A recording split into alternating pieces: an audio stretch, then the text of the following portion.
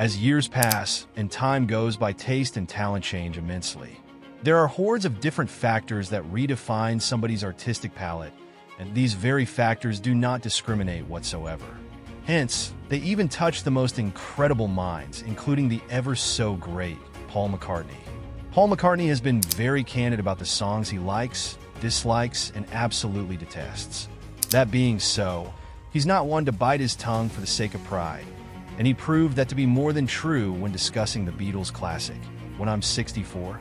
When I'm 64 was released on the Beatles' 1967 album, Sgt. Pepper's Lonely Hearts Club Band. In a holistic sense, both the album and the song marked a major transition in the Beatles' career. Prior to the release of the album, McCartney and the Beatles had been more than busy, but for McCartney, there was still ground to be broken. Thus, their psychedelic masterpiece was born, and so was When I'm 64. However, when Paul McCartney spoke with the Los Angeles Times, he divulged his grievance with the song.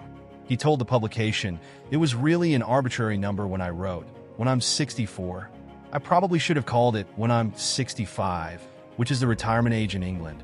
And the rhyme would have been easy, something alive when I'm 65, but it felt too predictable.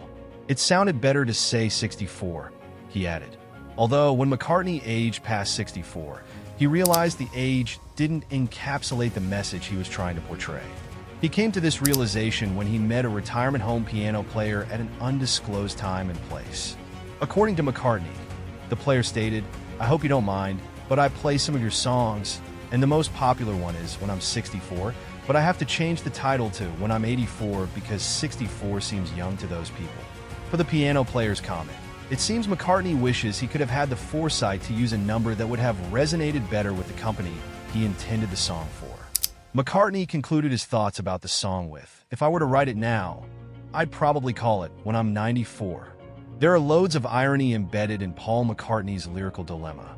Though, the song is still a standalone classic, and people surely are not looking into its relevancy as deeply as McCartney is.